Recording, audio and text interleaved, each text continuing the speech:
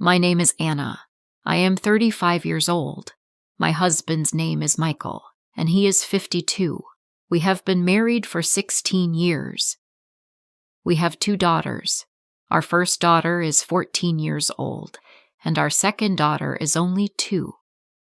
We lived a simple life. Michael went to work every day, and I stayed home. I cooked, cleaned, and cared for the children. I believed we were happy. I believed Michael loved me, but everything changed.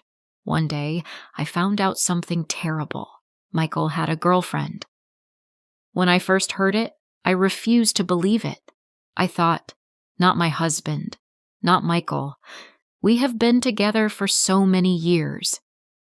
But deep in my heart, I knew something was wrong. He came home late. He spent more time on his phone. He smiled at messages I could not see. I asked him directly, "Michael, is it true? Do you have a girlfriend?" His eyes grew hard. His voice was sharp. "You are making a problem for no reason," he said, but his anger only told me the truth. One night, when he was sleeping, I picked up his phone.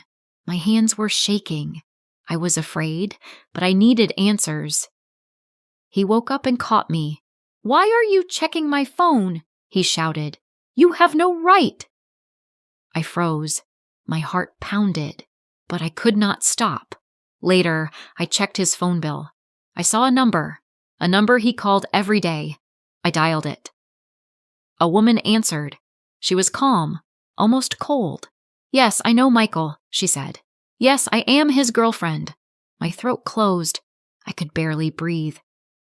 She told me she was my age, also married, with a daughter. She laughed a little and said, "It's not my problem if my husband finds out." I felt dizzy.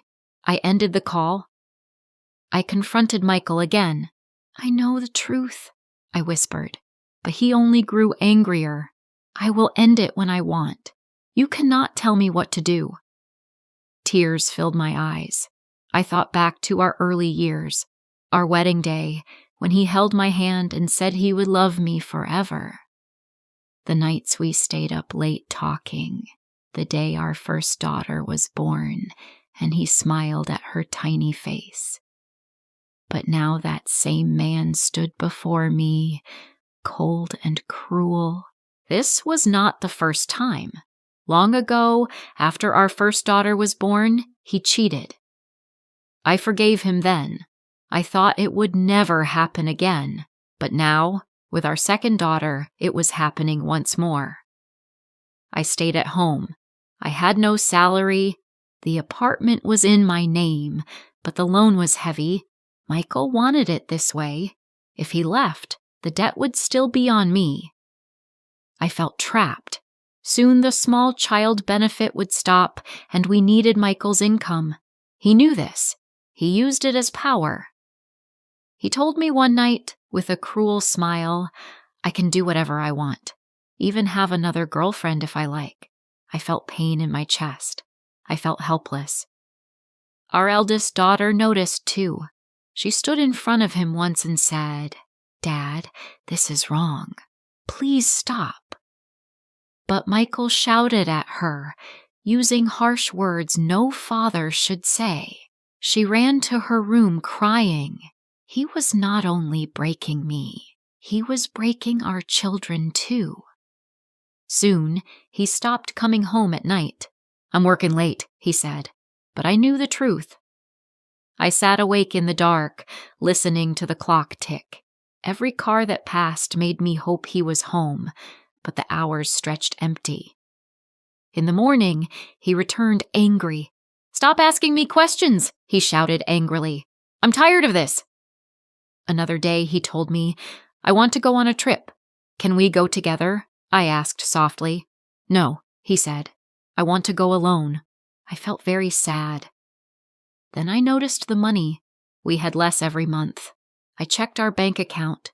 He was spending on restaurants, gifts, hotels. Not for me, not for the children, for her. I worried about bills. I worried about food. He did not care. He only cared about his girlfriend. Stress ate me alive. I could not sleep. I could not eat. I felt weak. My doctor said, "You need rest." But how could I rest? My husband was destroying my family. Our eldest daughter grew quiet. She no longer laughed with her friends. She carried shame on her shoulders, though it was not hers to carry. She avoided people. She cried at night. Our baby daughter was too small to understand, but I looked at her face and thought, what kind of life will she grow up in? I told my best friend everything. She said, "Maybe you should leave him," but I felt trapped. No job, 2 children, alone. My family told me to be patient. "Maybe he will change," they said, but in my heart, I was afraid he never would. Still, I loved him. Even after everything, I wanted him back. I prayed he would remember our family. One evening, I cooked dinner and waited. Hours passed. Finally, Michael came home. His face was serious. His eyes did not soften when he saw me. "We need to talk," he said. My hands trembled. "What is it?" I asked. "I don't love you anymore." The words hit like knives. I still hoped he might change, but his face told me it was over. "So what now?" My voice broke. "I'm leaving." He packed his bags while I sat frozen on the sofa. Tears rolled down my cheeks, but I did not stop them. He took his clothes, his books, his watch. Our daughters clung to him. "Dad, don't go," they cried. He hugged them, kissed their foreheads, and said, "I'm sorry." Then he turned away. The door closed behind him. I heard his car drive away. Silence filled the house. I cried until my whole body ached. The next morning, his side of the bed was empty. I pretended to smile for my children, but inside I was shattered. Sometimes I picked up my phone, wanting to call him, but I stopped. I knew where he was. One afternoon, I walked past a cafe. Through the window, I saw him. Michael. He was sitting with her. She was beautiful. He looked happy, happier than he had in years with me. My knees felt weak. I turned and walked away. Tears blurred my eyes. At home, I locked the door. I sat on the floor and cried until no tears were left. He was gone, truly gone. That night, I looked at my daughters while they slept. I touched their hair and whispered, "I will be strong for you." The next morning, I slipped off my wedding ring. I made breakfast. I drank coffee by the window. The pain was still sharp. It would last for a long time, but I knew one thing. Michael had left me, but I was still here, and for my daughters, I would survive.